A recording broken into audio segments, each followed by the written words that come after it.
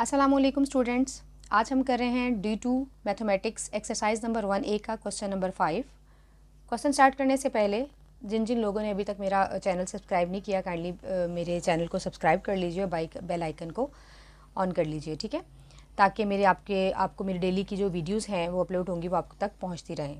Right, question number 5 कुछ इस तरीके से है। Find the cost of 10 kg of tea leaves when 3 kg of tea leaves cost is $18 and second part is kg of sugar when b kg of sugar cost is $C।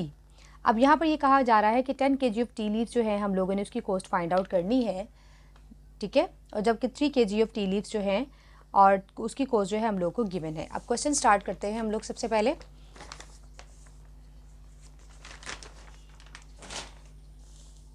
Given हमारे पास ये है कि 3 kg of tea leaves, 3 kg of tea leaves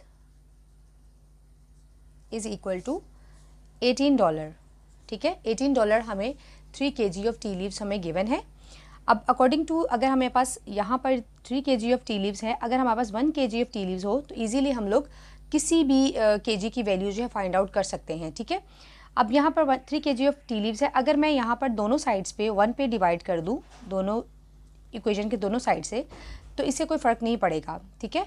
तो इसका मतलब ये कि 3 kg, इसी तरीके से अगर मैं दोनों साइड पे 3 से डिवाइड कर दूँ, यहाँ पर भी 3 से डिवाइड कर दूँ और यहाँ से भी 3 से डिवाइड कर दूँ, तो ये यहाँ पर 1 kg हो जाएगा, ठीक है। यहाँ पर 1 kg हो जाएगा। तो मैंने इसी तरीके से 1 kg की वैल्यू ही फाइंड आउट करनी है कि 1 kg of tea leaves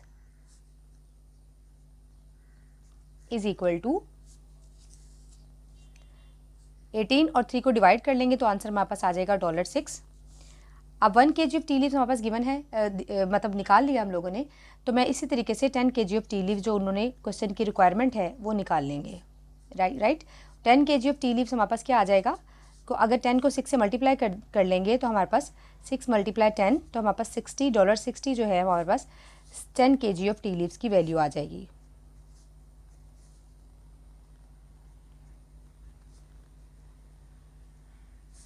right student, ये हम 1 पार्ट कर लिया इसका। क्वेश्चन नंबर था 5, क्वेश्चन नंबर 5 का 1 पार्ट कंप्लीट कर लिया। अब हम कर रहे हैं इसका सेकंड पार्ट, वो कुछ इस तरीके से है। अब हमें वैल्यू नहीं दी हुई, हमने A, B, C और C से वैल्यूज़ को रिप्रेजेंट किया गया है, तो उस तरीके से हम लोग इसका आंसर निकालेंगे। आ kg ऑफ शुगर की वैल्यू हम लोगों ने निकालनी है when B kg of sugar cost is $C।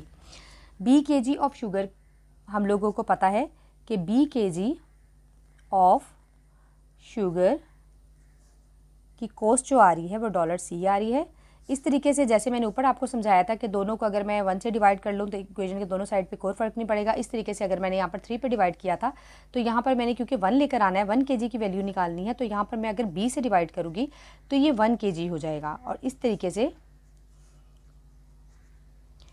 वो हमारे पास इसको भी B से डिवाइड करेंगे तो ये C/B, $C/B इधर आ जाएगा। और इस तरीके से हम लोगों ने जो निकालना है वो हमारे पास ये है कि आ kg ऑफ शुगर उसकी कॉस्ट जो निकलेगी वो C/B मल्टीप्लाई A, यानी कि AC/B $, ये आपका आंसर आ जाएगा, ठीक है। क्वेश्चन आपको समझ आ गया है। और अगर कोई फर्दर कोई क्वेरी हो तो आप मुझे इनबॉक्स कर दीजिएगा और फिर उस पर बात कर लेंगे, ठीक है। Thank you for joining with me.